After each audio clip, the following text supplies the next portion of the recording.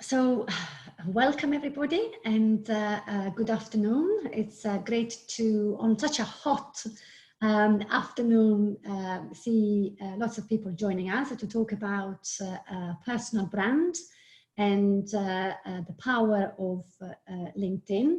I'm joined by Victoria McLean, the founder and the CEO of CT CV, who will be taking us through the topic that we're discussing today, as well as Joanna and Gina from the WHTL team, who will be helping us moderate the session. Without really any further delay, Victoria, over to you to take us through today's webinar. Thank you. Hi everybody. Hopefully you can all hear me okay, and I'm hoping that you can all see my screen okay as well. Okay, so before we get going really, it would be good just for you to know a little bit about me and who I am. For those that haven't heard me before, so all my life I've worked within the career development sector, the recruitment sector. I set up City CV over a decade ago, and that coincided with the global financial crisis. I was really involved at that point in redeployment and then outplacement. And we've grown over, gosh, 11 years now to an amazing team of 35 coaches and writers that cover a whole range of industry sectors and functions and roles. But essentially what we do, whether it's working with individuals or on the outplacement side, is enable people to pursue their career with confidence and with conviction. And of course, enhance their personal brand, which is a really big part of that. That's just a little bit about me, really. But it would be great to know about you. Taya, if you could launch the first poll, that would be fantastic. Really, if you could let me know if you're currently at a point of transition. Maybe you are actually furloughed or facing redundancy. Maybe you've just tuned in to hear me and find out a bit more about what we deliver from an outplacement perspective, or maybe it's just about your professional brand. So could you let us know, please, from your perspective, how you're hoping that today can help you? So people are voting as we speak, and we still need a few more people to vote, but I would say that 90% are interested in enhancing their professional brand. So okay, great. Few people have, and then 10% have ticked on interested in the webinar as a considering CTCV for our placement, and then 20% a potential point of transition. So I don't see any more. Oh, okay, a few more coming through, a few more votes. I will close it now and share the results. Brilliant, thank you. That's fab. Thank you everybody for voting. It really helps me understand how to pitch it today. So what I would say is that wherever you're positioned, it's never been more important to make the best use of every avenue available. And LinkedIn is a really big part of your toolkit. In the past, people checked out websites, but now they check out people. And we see this a lot also with potential talent that you might want to be hiring within your business.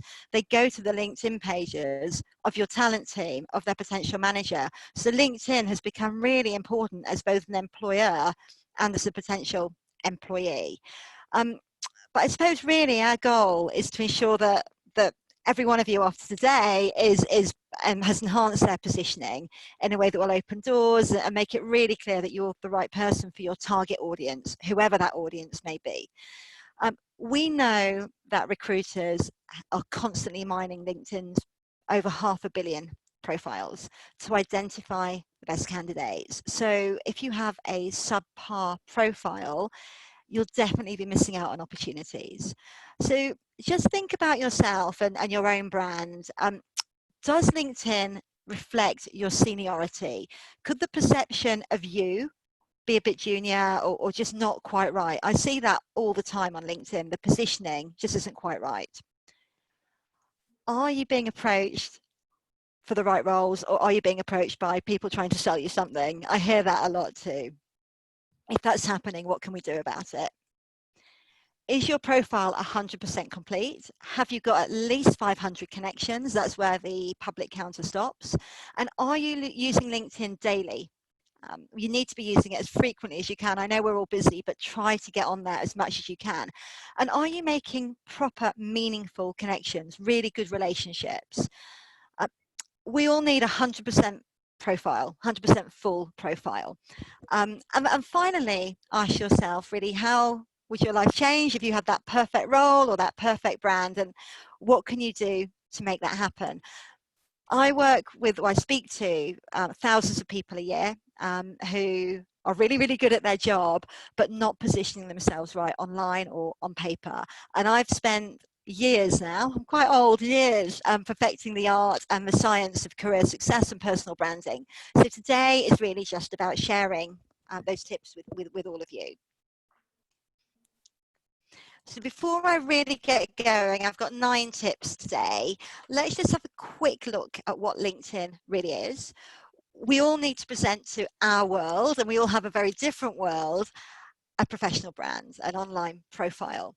And as a member, this is about you, and it's about being accessible to your audience. And that audience may not be recruiters, it could be your peers, your employees, external stakeholders.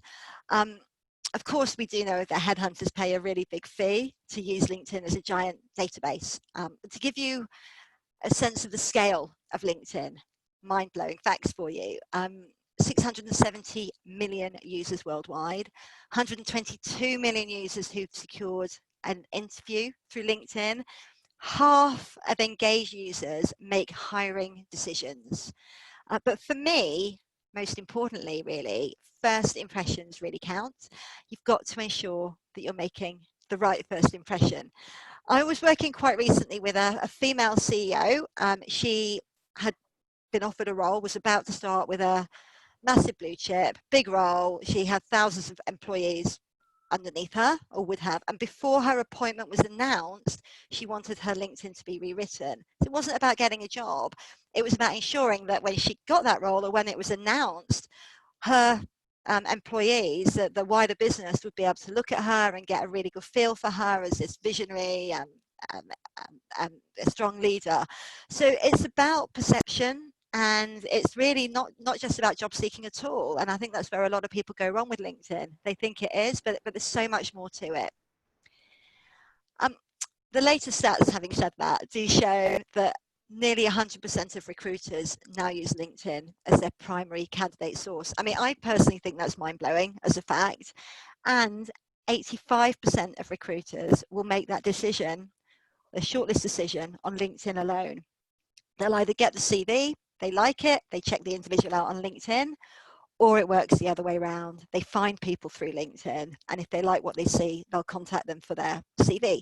So they really do go hand in hand, but they are quite different, as I'll explain. So I'm going to be talking for about 40 minutes or so, and then there'll be time for a live Q&A, obviously, at the end. But really, these are my top tips to just ensure that you can really stand out. And wherever you're starting from, I know you're all starting at different points. I just hope that you're all going to leave with some really, really good tips today that you can immediately go away and immediately apply to your profile. So let's get started. LinkedIn's really changed, and so have CVs actually. So they very much used to be a potted or very quick career history. And that's probably what I see on the majority of LinkedIn profiles and CVs. You've got to reframe it as a marketing document. You're a product, you're in a really competitive market. Your buyer, your audience needs to understand what differentiates you and why they need to buy you. So your LinkedIn has to set you apart from all of your competition in the market.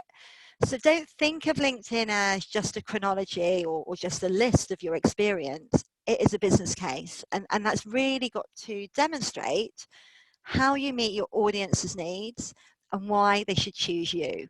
So the first part of this is to think about your pitch. The way that we work at City CV is that we have a really big focus on ROI, showing that return on investment, showing commercially why people need to buy into you. So grab a pen and paper and start to think of your LinkedIn as a marketing pitch. that clearly shows how you meet your audience's needs. So this is how we do it. When we're writing a CV or a LinkedIn, the first thing that we do is we put ourselves in the mind of your audience. It may be a hirer, it may well not be a hirer, but why are they wanting you? How are they going to get a return, or a good return on their investment in you? Because if they recognize how valuable you are, they're going to want to meet you, and they're going to want to pay you more generally. So it's very much about understanding that ROI. What outcomes will you deliver for them? That will ensure you can use the right language throughout your profile. I often find when we're working with clients one-to-one, both outplacement and individuals, we often find we have an hour to an hour and a half consultation with them. And we often find that at the beginning of that, people are very good at being self-critical, particularly actually our female clients. They are very good at thinking about what they can't do rather than what they can do.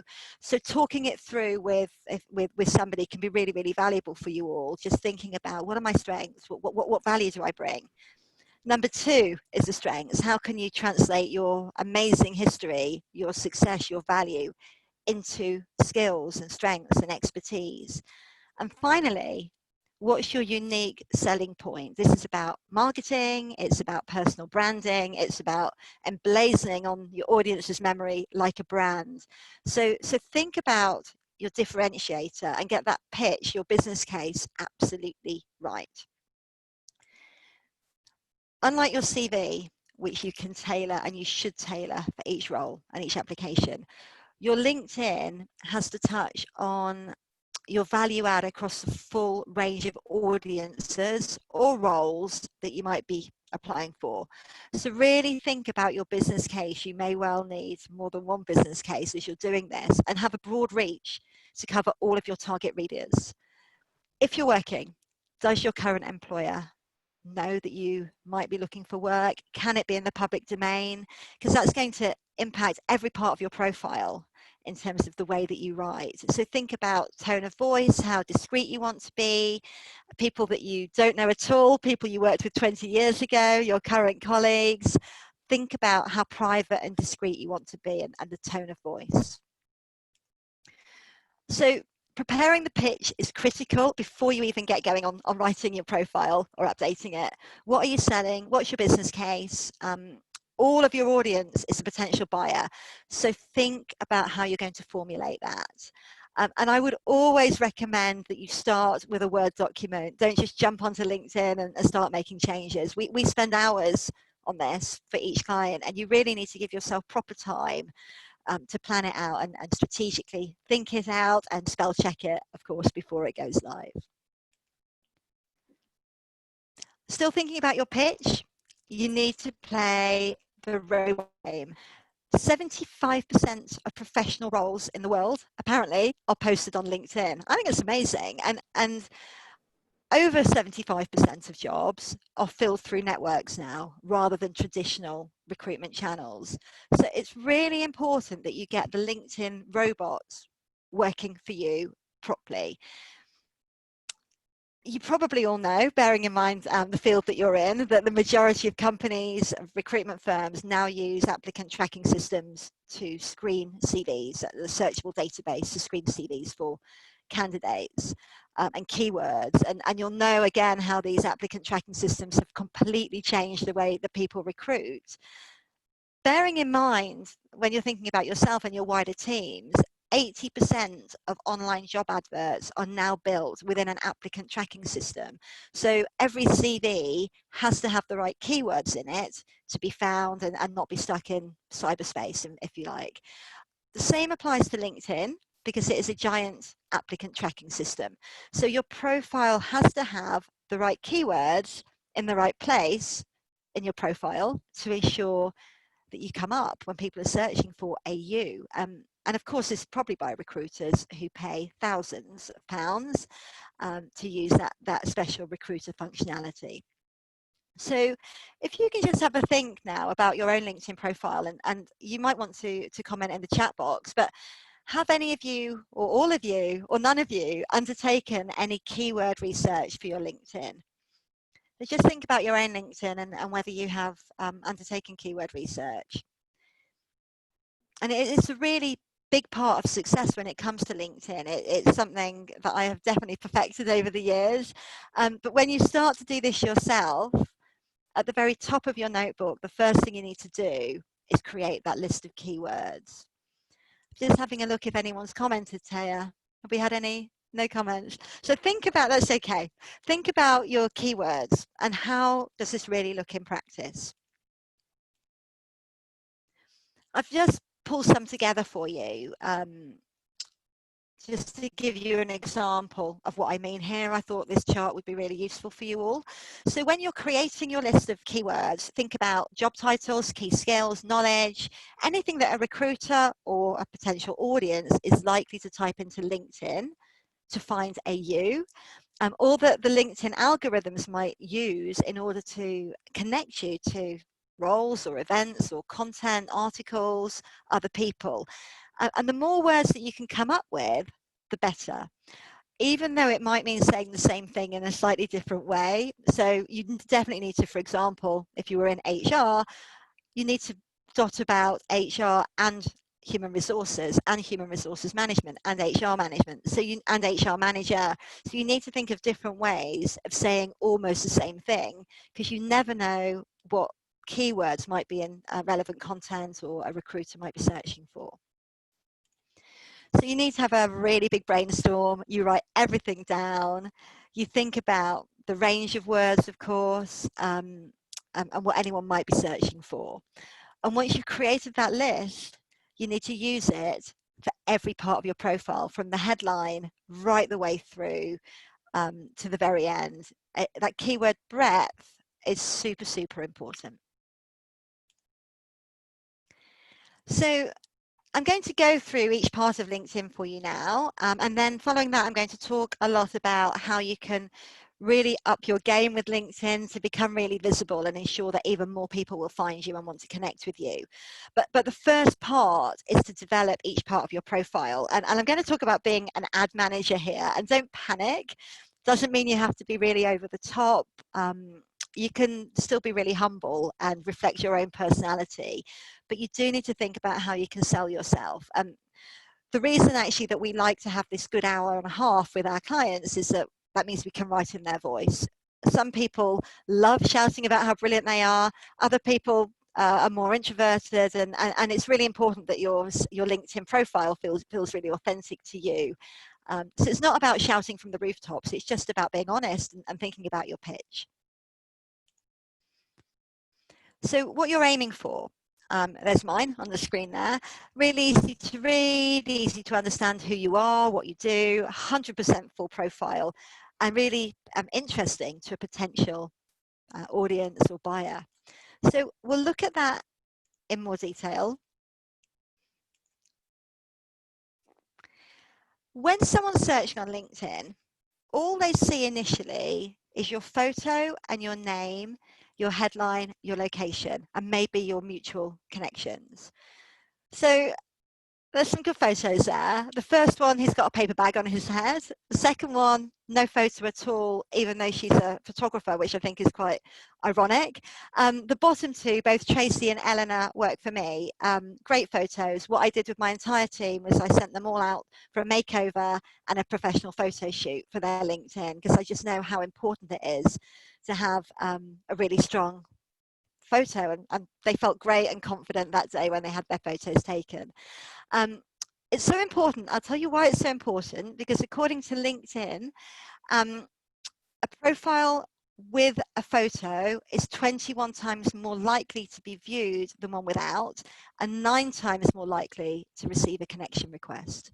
So it is worth having a really good corporate photo, even if you, I mean, the new iPhone now takes brilliant photos in portrait mode. Either way, you just need a blank wall behind you, really corporate, looking into the camera, smiling. A high resolution, of course, as well. So I'm going to talk about headlines in a second, but just take a look at the headlines here and think about your views on those. To me, they're just way too short. Don't tell a good story at all. So this is your advert, and the key part to remember is that every part of your profile plays a part in branding you. And if you get it right, people will click into your profile, doors will open. But if you get it wrong, you're going to be missing out for sure. So LinkedIn did a study, heat mapping study, where they have software that tracks the movement of people's eyes on the screen. What they found was that a recruiter spends 19% of the time looking at a page, just looking at the photo. I think it's amazing what technology can do nowadays. And then they go straight on to the professional headline. So my next question for you is not a poll, just for you to think about, is have you created your own headline? LinkedIn give you a default here, which is your current job title and employer or your former job title and employer. But this is where you need to think about being an advertising executive. You have to get creative and think about how you can get people really bought into you. You have 120 characters, so that's just less than a tweet, which is 140 characters. Think about your keywords here. Think about whether you're happy to publicize the fact you're looking for work. If you are, how do you want to position yourself? What can you deliver? So just think about your audience and what you can tell them in that short space of time that will get them really excited by you. Of course, they need to know that you can deliver whatever they may need, and it's going to be different for each and every one of you. But there's some good examples there for you to have a read of on the screen. Location, location, location. Great show, by the way. I love that show. But it goes a long way. And this is where you work or where you want to work. It's not where you live. So if you live in Reading, but you're seeking work in London, then you need to be putting London here. And that's because recruiters screen by location. So if you leave your location off, it really leaves you out of the running for a lot of jobs or opportunities. If you have this field filled in, it boosts your chance of being seen by 23 times. It makes a big difference. And each week, 300,000 people and more search LinkedIn specifically by industry alone. So you need to list the industry that you work in, and that will help you come up in searches. And it also helps LinkedIn to connect you with the right events and listings and articles. So think about that. You can only have one location here and one industry, so you need to get it right, but you should definitely complete that field and you'll start to get more hits on your page. That's really interesting, Victoria, the thing about location, because I think I've got a location for me, Bournemouth, because that's where I live, but I'm not,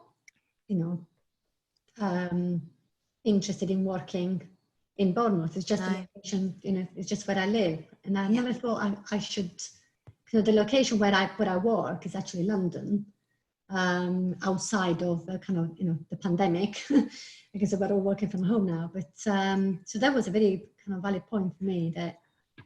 Yeah, it's really worth doing. Mine says London and I don't live in London. It's really worth doing. Yeah.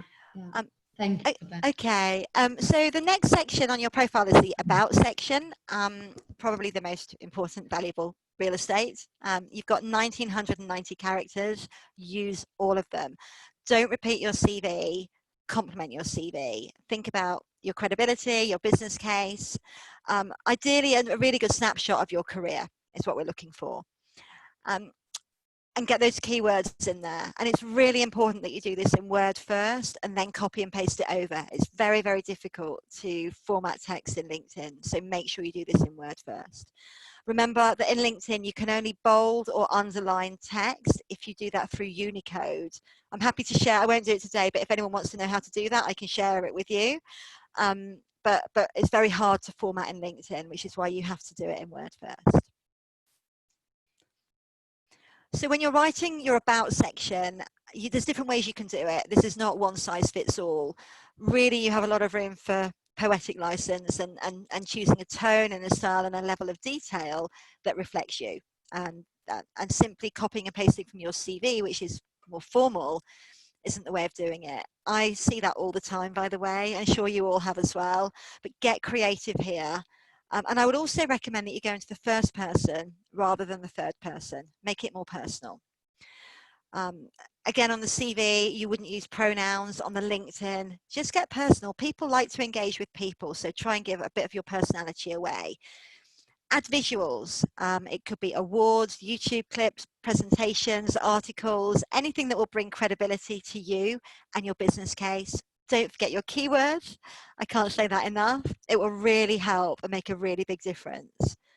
You might also want to include within this section advice for contacting. A couple of examples for you there. Entirely optional, but a really good opportunity to reinforce your position.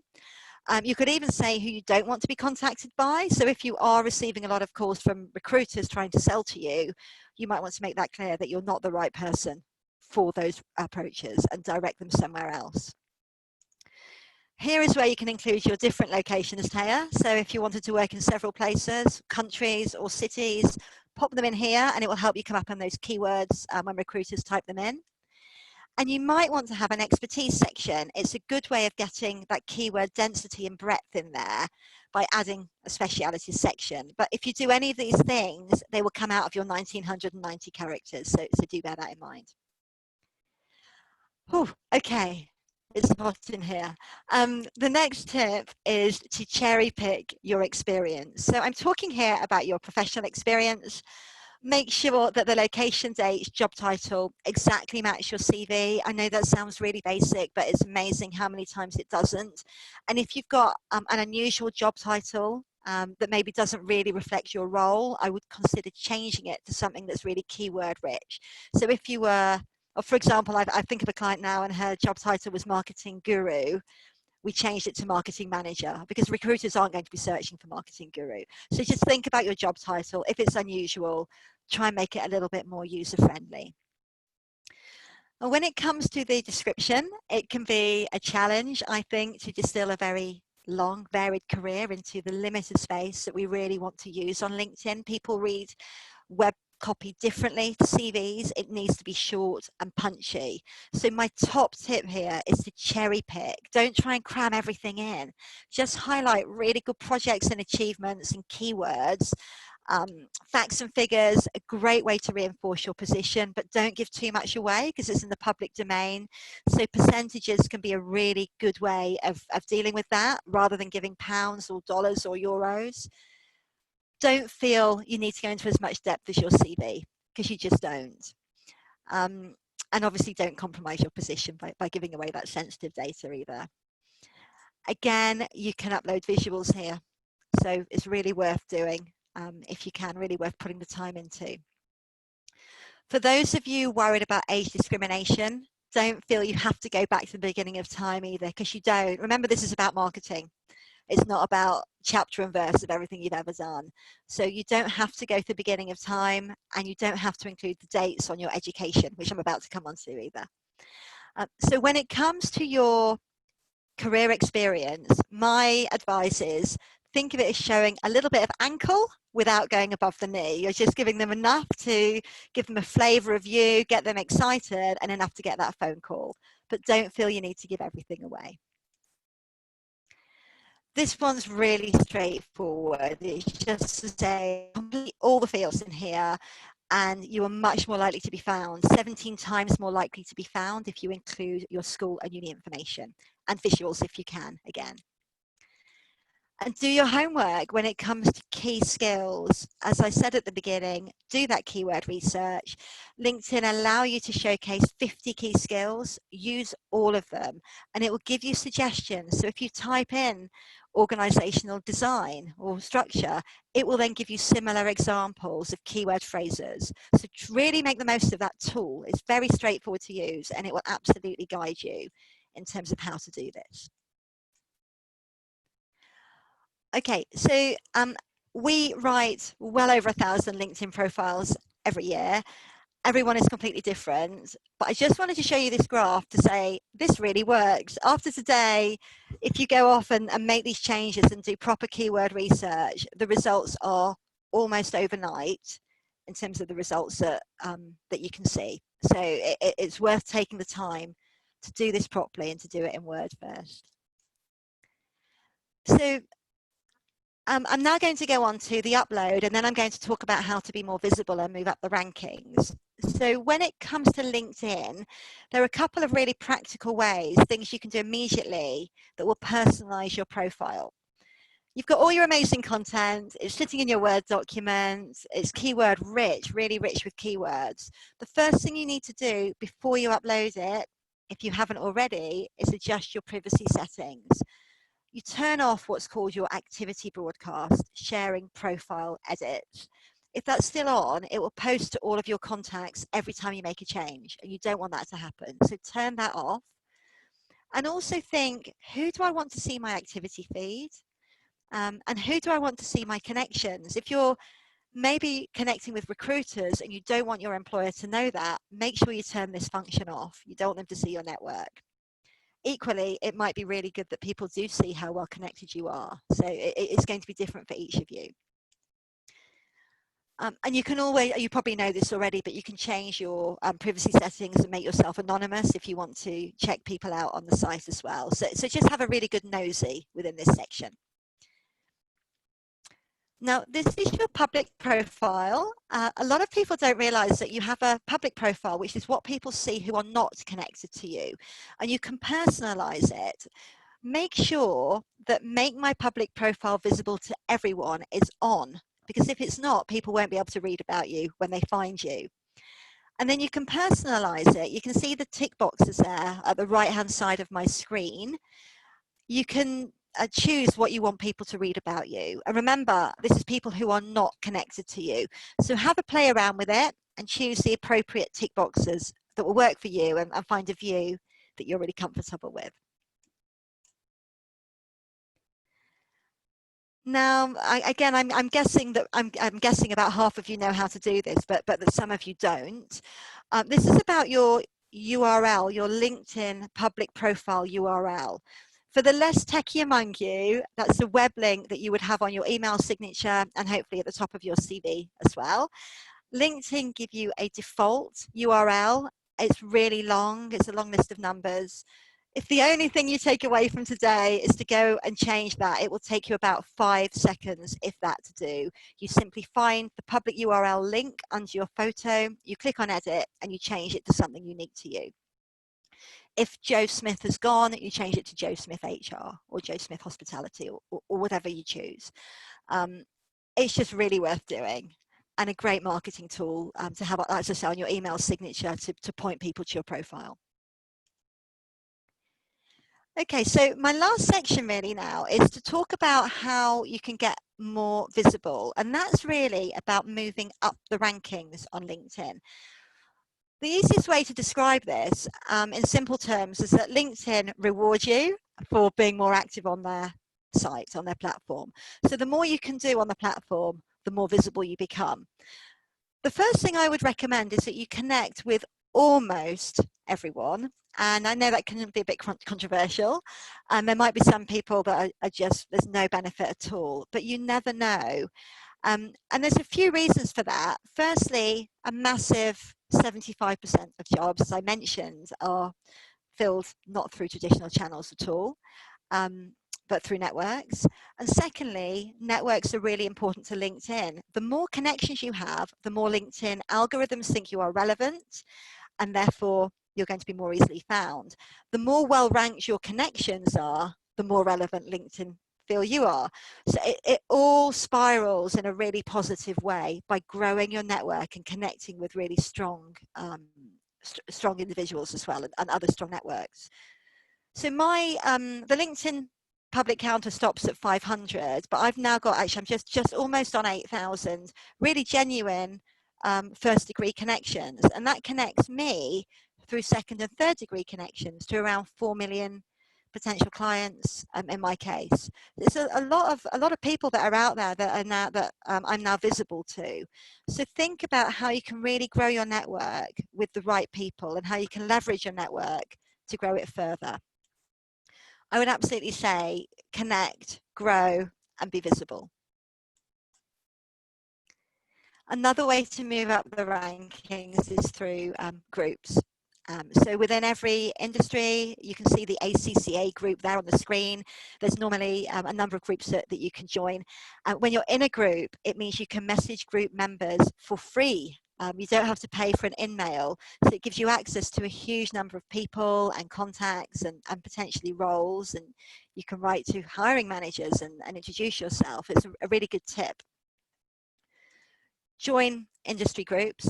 A great way to hear about the best roles as soon as they become available. Recruiters also set up groups. They do that so that they can have this group that's bursting with industry relevant candidates for them. Then when they have a role, rather than paying to advertise that job, they will advertise it within their group and they know it's hitting their target market straight away. So you'll hear about the best jobs first. I would definitely review the groups that you're in. Delete any that don't help your credibility or your cause, and do the same with any influencers. Follow really good industry influencers, review who you're following, delete any that don't back up your story. So LinkedIn Jobs is a brilliant functionality for anyone who might be looking or at a point of transition at the moment. It really matches you to the right job if it's used properly. So you just click on jobs at the top of LinkedIn. This screen will pop up. It allows you to indicate to recruiters that you're available. You can specify your criteria, and it's hidden from Joe Public. So it can only be seen by recruiters. According to LinkedIn, at least, it's really discreet. No one at your current firm will be able to see you on there. So it's private, and it can yield really, really good results. And it enables LinkedIn to match you with the right roles as soon as they're released on the portal, on the platform. It's a really, really good tool.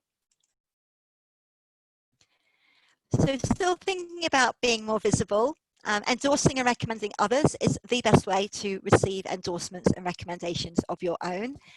Endorsements relate to skills, recommendations are testimonials written by former colleagues or employees and clients. So think about who you might want to help out and ask them to help you out in return. People are just happy to give you a hand. It's amazing really how generally people will easily and happily give you a hand here. Okay, so this is a really important slide. If you can position yourself as an industry expert, others will come to you for professional advice and insight, and real relationships can be born. Post articles that you've written, share work samples, share white papers, post visuals, infographics, videos, presentations, anything you can, as often as you can. I know we're all really busy, particularly at the moment. I know you haven't got loads of time to get really active in LinkedIn groups, but throwing in a valuable comment once a month, starting your own discussion once a month maybe, it really impacts your visibility. And engaging within the groups, liking, commenting, sharing, posting your own content. It's a really good way of getting that visibility and establishing yourself as a real subject matter expert. So sharing content, fresh content, will really help your rankings. Interestingly, of the most 10,000 shared articles in the last 5 years, only 6% of those were written by influencers. The rest, 94%, were written by normal people like us. So it's really worth putting the time in to think about what you can share. Think about keywords and optimizing your profile to be found through using those keywords. Millions of people are searching on LinkedIn every day. We want them to find you and your content. So posting blogs regularly really helps. It also helps the Google rankings. If you've got your name within your LinkedIn URL, which hopefully you all will have after today, the Google spiders, as I call them, they're going through LinkedIn all the time, picking up content, and it really helps your rankings. If content that you're sharing is on LinkedIn, it will be picked up by Google. So it really, really helps. And try to use hashtags as well in terms of what you're posting about at the moment. If you can use hashtags, so hashtags recruitment, hashtags outplacement, hashtag hospitality, etc., whatever you might be typing about or writing about, again, it helps people find your content if you use hashtags. And I haven't got time today, but I can talk to you about that offline if you'd like more advice on that. Okay, so my last little section here is really just to talk very briefly about City CV for those that didn't hear me on my last session with Taya and her team. We work with businesses on working with their people. So that includes outplacement, of course, and I know a lot of you are going through restructure at the moment, and we work with individuals to support them through that transition. But we also write LinkedIn profiles for whole teams, and actually quite recently worked with a whole recruitment team within a financial services firm where we wrote the profiles for their whole talent attraction team because they knew that's where potential talent would be going to check out the company. But we also work with individuals, and interestingly, a lot of our corporate work has come through us working one-on-one with the HRD. They've loved what we've done, and from there we've gone on to win their corporate work. So, you know, we can help you. We work in every sector you can think of, and we're here if you need some support. So really that's it from me, Taylor. I'm going to bring you back in to see if there's any Q&A. But thank you. I hope that was really helpful for all of you and really valuable. Thank you, Victoria. Just a couple of thoughts, as we were talking about, personal brand and about, posting on LinkedIn and kind of being visible, having a presence. One of the things that I was chatting with a lady from within our sector who were not really focused on her LinkedIn profile and how she was coming across. It was, I don't know what to write about. I just don't know what to say. And so I pointed her in the direction of a couple of people who I think do it really, really well.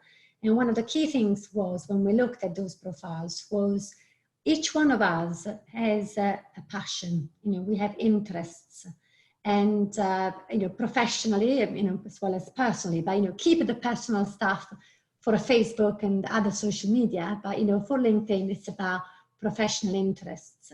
And just to give an example, from my personal perspective, I'm very passionate, as everybody knows, about diversity and inclusion. And so I would be, sharing and liking and commenting on, topics that I find interesting from that perspective. So if somebody looks at my profile, will see that I have written blogs and I have, liked and shared topics that are close to my heart. But also that all of that creates an image, and it creates a perception from somebody who is on the outside coming in, looking in, about who I am and what I'm passionate about. So I would say when you're trying to really enhance your profile on LinkedIn, really encourage you to think about what are the things that you are passionate about, because that will come to you natural then to find the content that you like, find the people that share their leadership thinking that you find interesting and that you connect with. And that helps create your brand and the perception of others that others have of you. Yeah, I think that's a really important point. CV tends to be a much more formal document, but the LinkedIn really is about your personality. And the more you can speak about the things that interest you, the more that LinkedIn will connect with you and connect you to the right events and articles and people too. So it makes a really big difference. Yeah. I think, sorry, just to add, because Tara and I were talking about this yesterday, if you're not on LinkedIn, there's almost a connotation that you're not a serious professional. And I know that's a sweeping statement, but if you have a professional profile and you have a professional job and you're working there, when people can't find you on LinkedIn, it's almost a shock, isn't it? So I think that's really even having it. So if any of you who are listening don't even have a profile, that is the most important thing, because I think, not even to be found, but yes, that's a shock now for people. Yeah, and Joanna, I hear that a lot. People will say to me, I want my CV done, but I really don't want to be on LinkedIn. I don't like social media.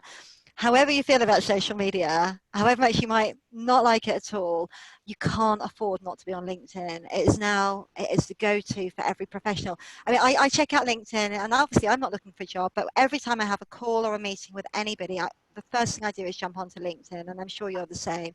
So however you feel about social, you have to do it. You've got to do it, unfortunately. Yeah.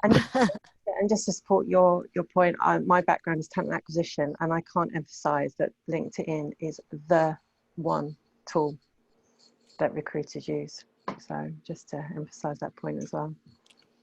while I'm kind of encouraging everybody to type any reflections or comments or questions in the chat function. So I'm just giving you that there is a kind of a heads up that what I'm expecting you to do. Just put, just trying to be less subtle. Just please type your questions and comments in the chat. But in the meantime, as you think about typing your questions, I'll just come back onto one thing that you said, which I've always felt a little bit not uncomfortable with, but always made me think.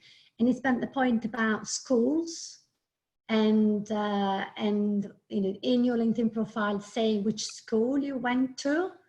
And I just, looking at it from a diversity and inclusion lens, that in this country, but in many other, countries as well, whether you went to a certain school, whether it was a public school or whether it was a local comprehensive, it just puts you in a certain box.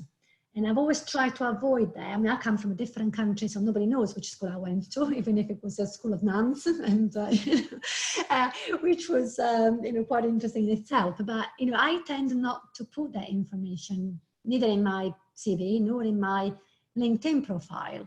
And I just wonder whether in a world where we know that there is so much unconscious bias that comes into play when people recruit other people, whether having which school you attended, whether that is really relevant.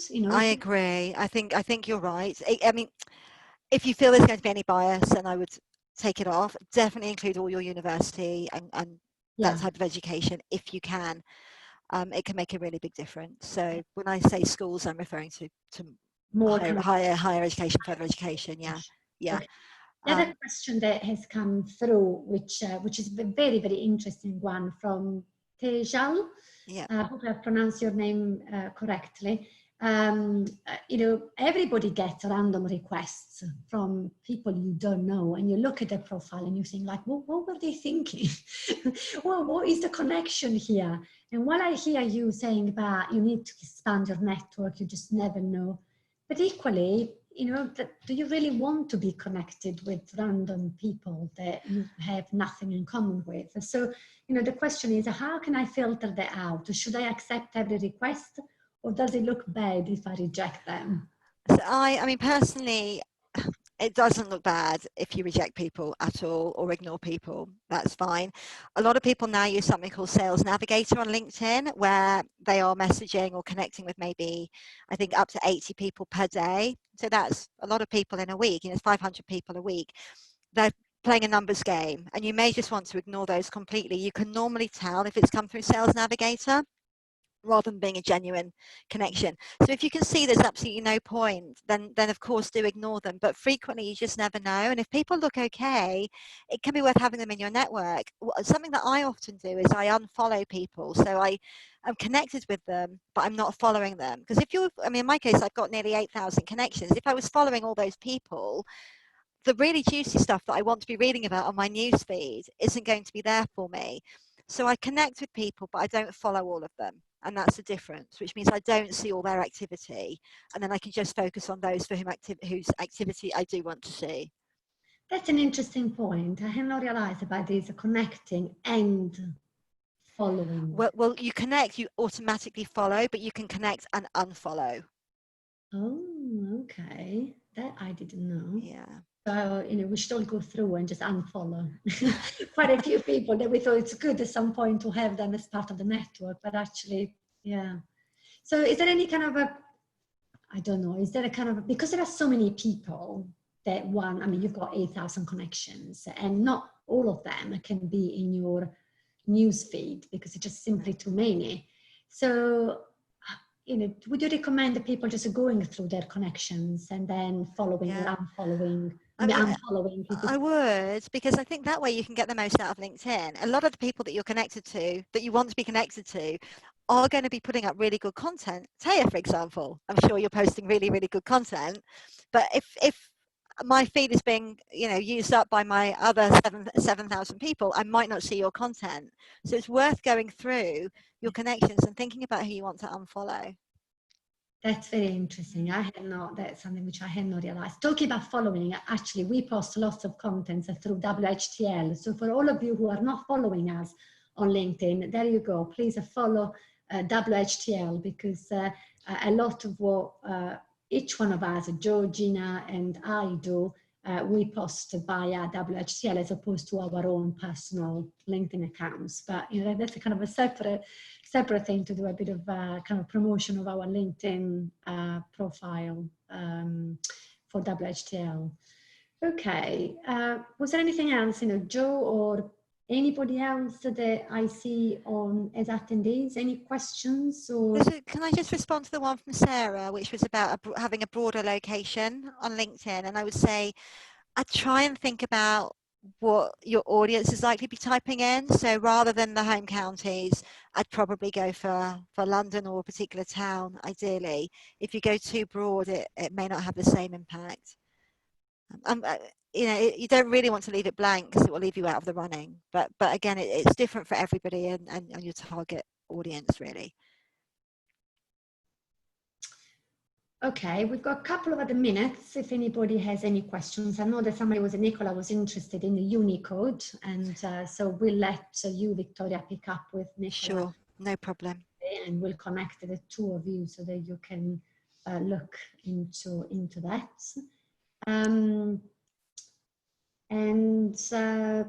Really kind of looking around if anybody wants to contribute at this point.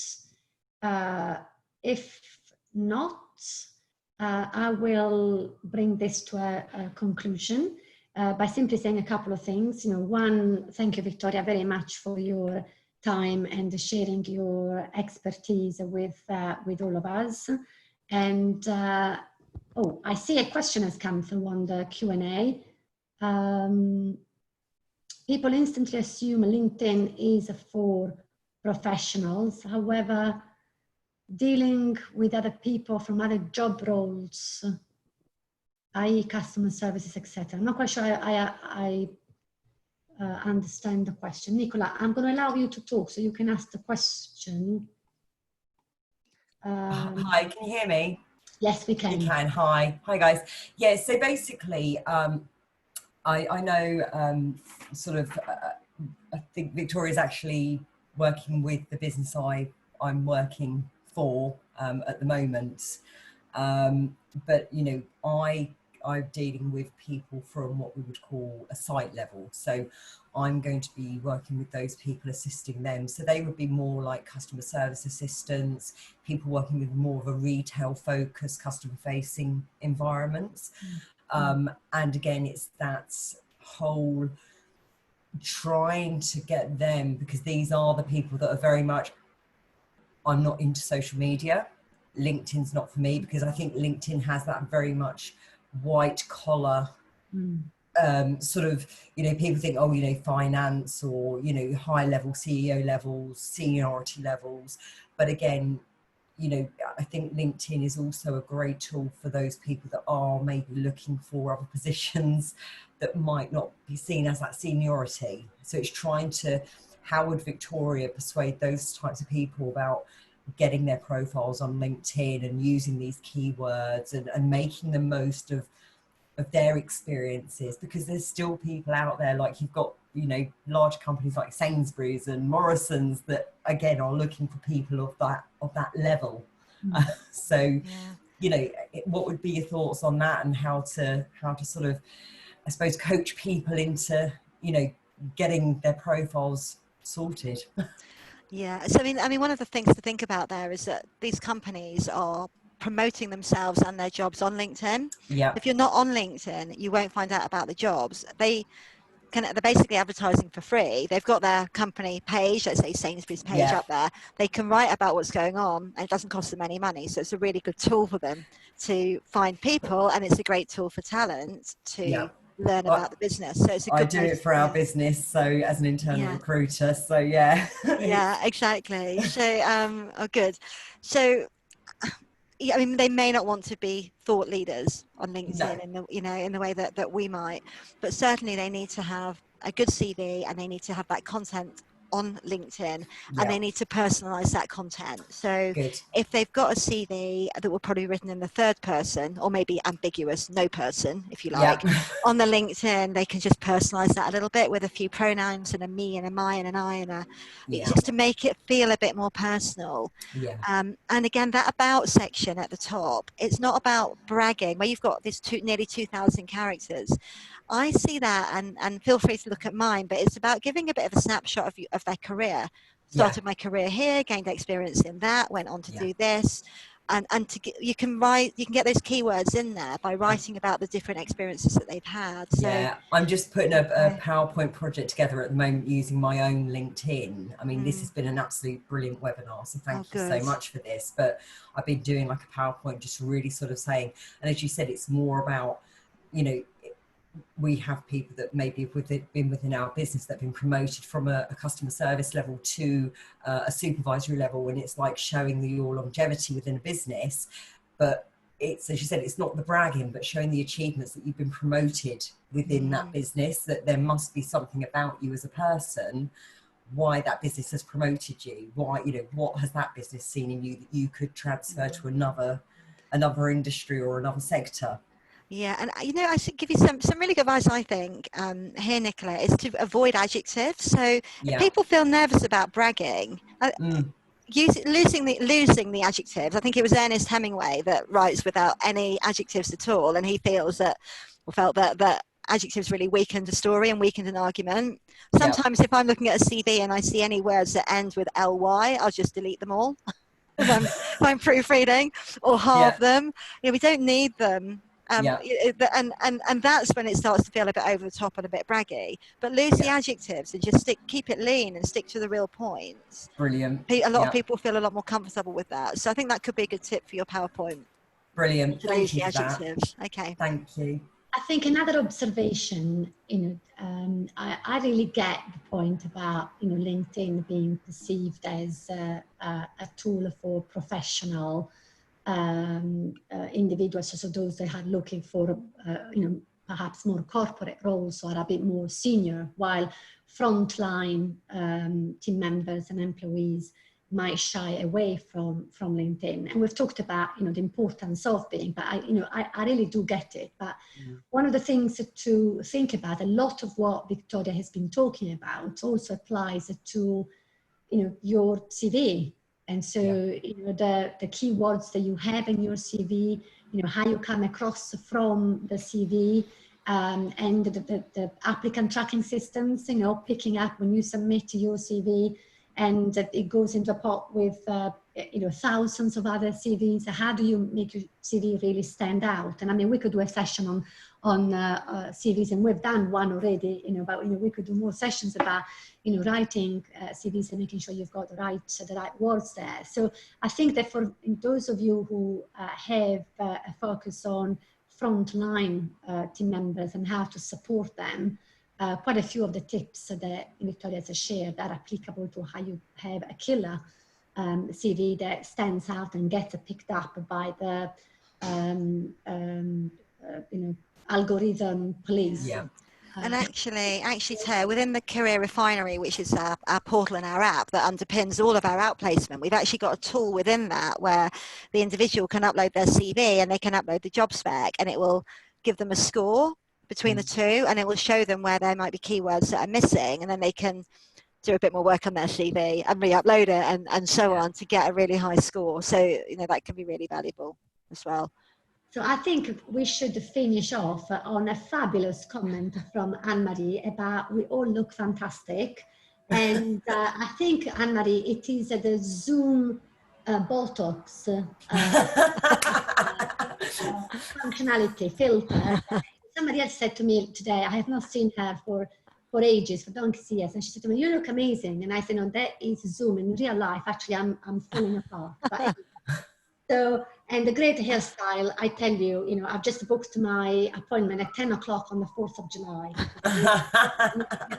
But on that note, thank you all very much for joining us. I thank you for being such an engaging and participative group. Do follow us on LinkedIn and connect with us if we're not connected already, and keep being engaged with WHTL and the work that we do. We are here to support all of you and your teams. So thank you again. Have a lovely afternoon, and I hope to see you all very, very soon. Bye-bye.